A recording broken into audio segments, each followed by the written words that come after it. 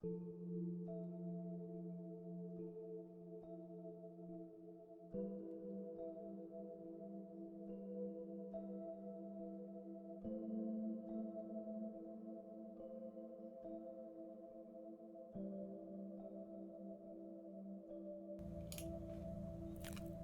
inside this house as they have done.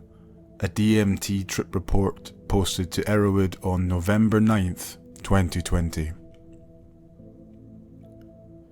To begin the tale of this particular jump into the depths of psychedelia, I'll start by giving a description of my previous experience with pharmacological agents.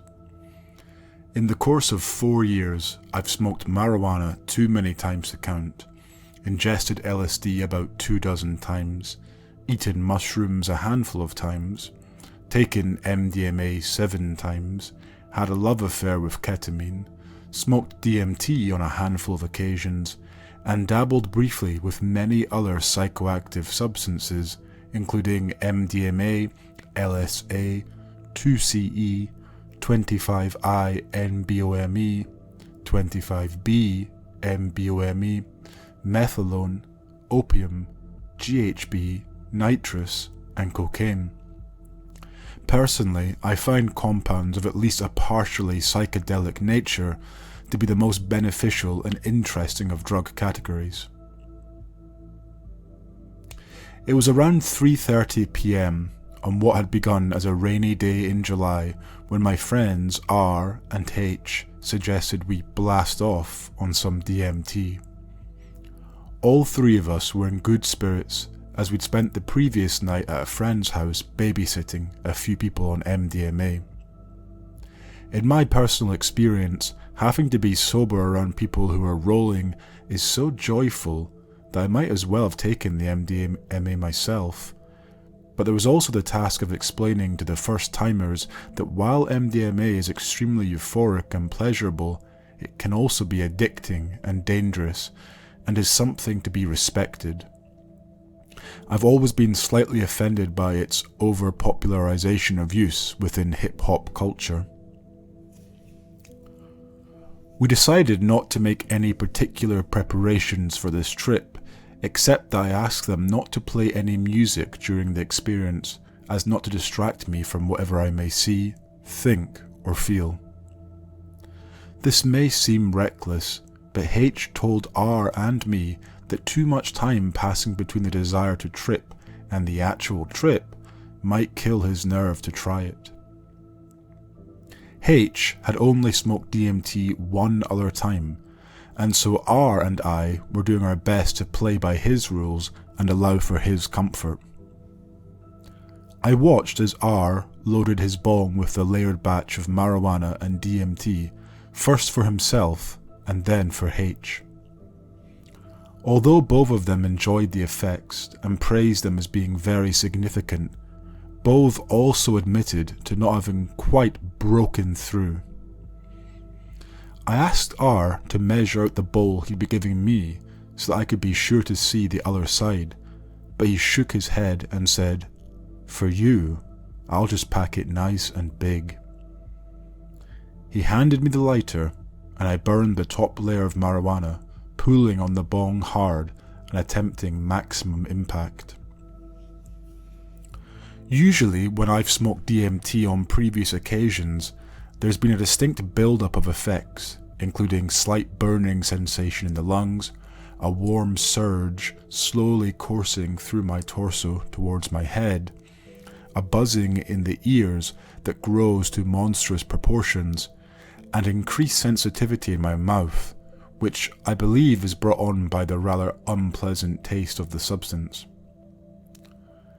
I follow this with lying back, closing my eyes, and travelling through a wormhole-like field which contains a continuous swirl and interchange of intensely complicated and colourful geometric forms that flow into an opening of sorts, until suddenly I am somewhere else and it is truly foreign. This time, things were different.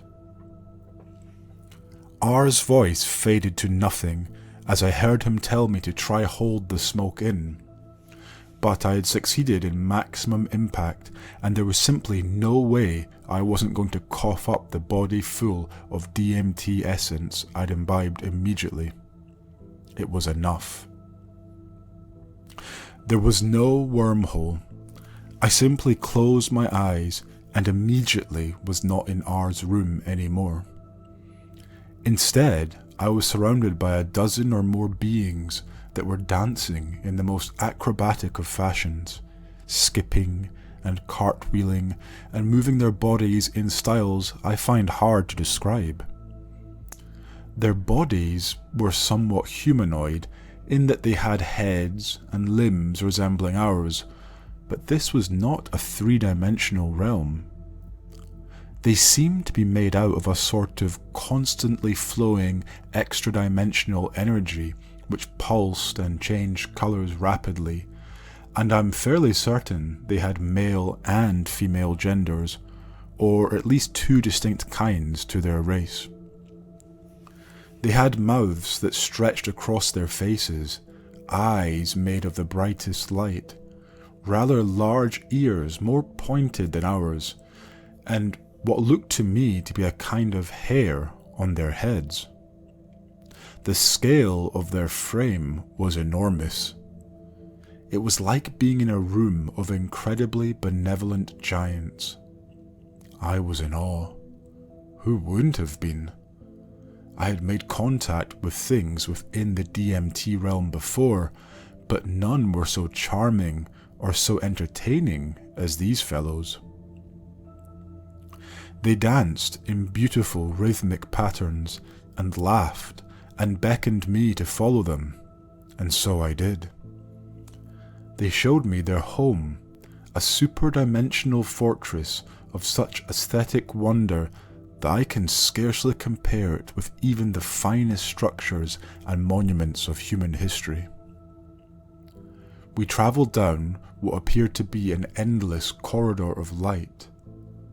I didn't seem to have a body, but floated in their direction just the same, and all the while the beings danced in and out of my view, jumping from behind pillars that littered the great hall to smile in my face. In all directions there appeared to be no end to this uncanny structure, and for that reason I'm still baffled as to where the pillars began and ended. They had other structures that looked like huge shifting platforms suspended in space, and as I moved along I found them all looking up or down or across from their platforms to laugh and smile at me. For some time I found it all but impossible to formulate a usual train of thought, but after the initial rush of being in such a strange and ravishing land, I began to speculate about these beings. My first thought was, be you friend or foe? Their responses were to laugh and smile, but they seemed to be sending a kind of telepathic signal that said, of course we are your friends. To find out whether this was true or not, I simply began loving them. It was so easy. Never before had I been so able to focus an extreme positive emotion on something so newfound.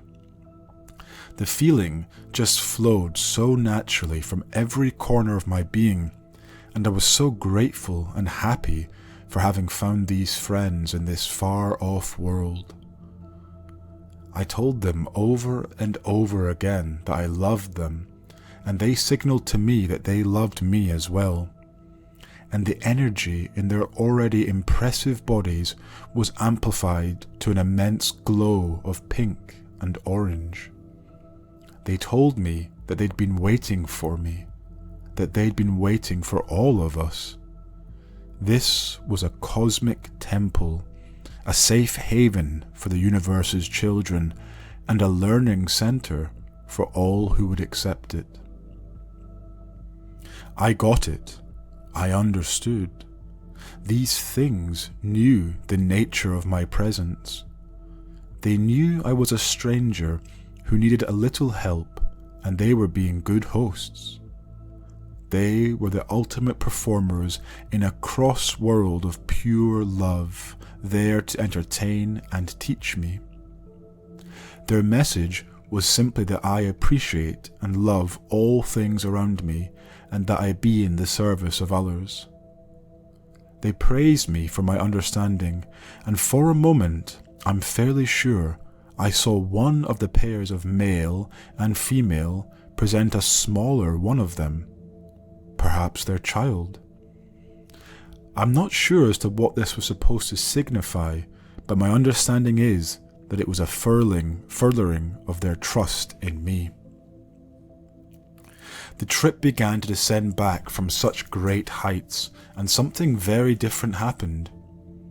In previous experiences, coming down has simply been the fading of the DMT realm from my senses into a murky haze, and finally into standard reality.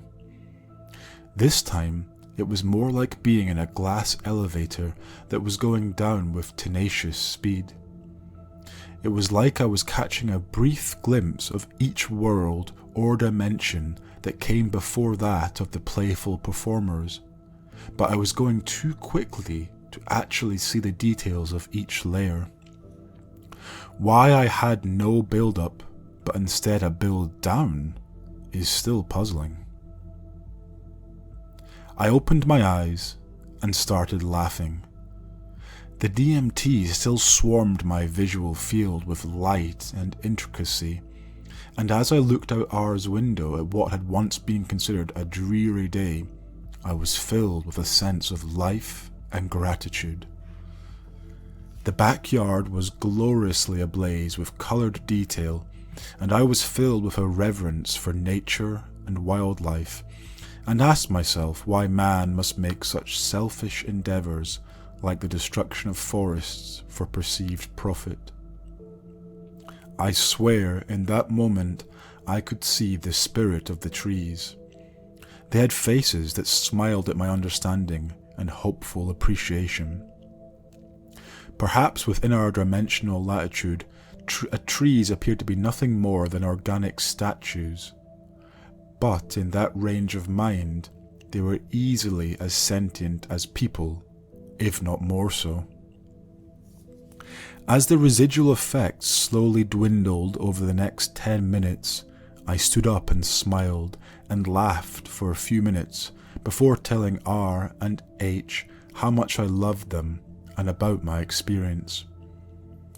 H would later tell me, to my astonishment, that I had only had my eyes closed for about 5 minutes. I told him I didn't believe in time. I went home, ate, showered, and spent the rest of the day alone thinking about Alan Watts referring to life as a dance of pattern, and about how Ralph Waldo Emerson had talked about the course of human history having existed within the mind of mankind before it ever played out. In short, this was my favourite DMT experience.